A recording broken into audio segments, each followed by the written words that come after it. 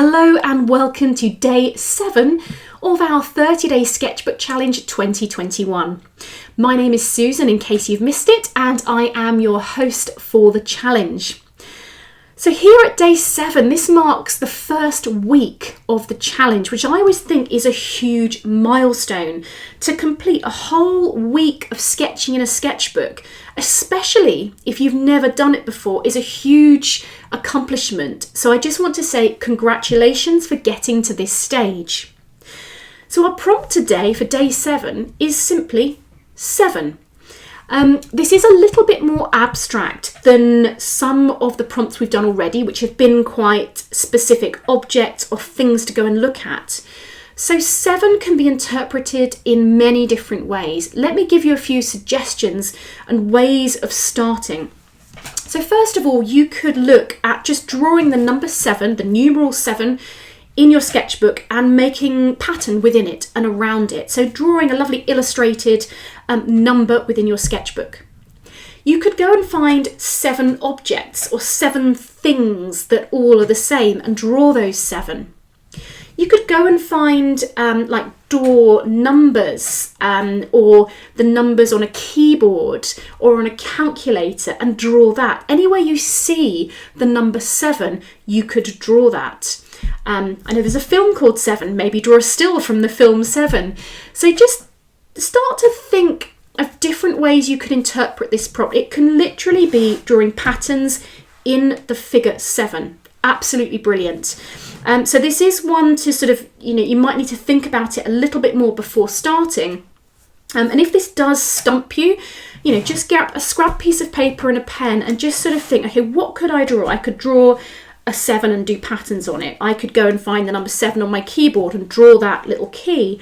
I could draw, 7 paintbrushes. I could draw, my house number is 7. I could draw the house number on the front of the house. So just think of a few different ways. Or maybe, you have a child that is 7 years old. Draw your child.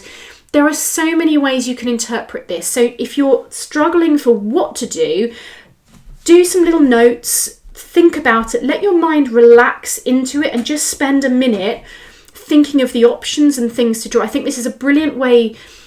If you are stumped for something, if you're sort of stuck for what to do, just grab a scrap piece of paper or go to the back of your sketchbook and start to make notes, come up with ideas before you commit pen to paper.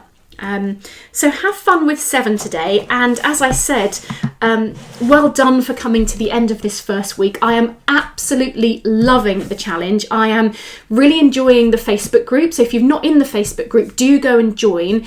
Within there, everyone is sharing their work, being positive towards each other, so please do come and join. It's a really lovely creative space. It can be overwhelming seeing just how much stuff is there.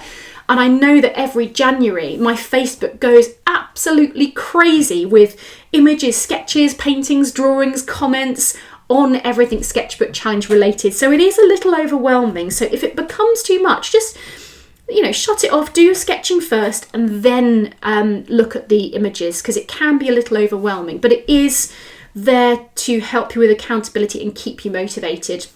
Because one thing I will say is that from now on, from day 7 onwards, this is often where it becomes more challenging. And I think at the beginning of the year, most of us New Year's Day aren't working. Obviously, some of you will be. As we kind of get back to work, life gets back to sort of its normal pattern and routine. And if sketching isn't a normal part of your routine, it's about trying to, get that habit into your normal day-to-day routine. Whether that's that you get up and you sketch first thing in the morning with your first cup of tea or coffee, whether it is that in your lunch break or your break from work, that's when you sketch, or in your journey to work.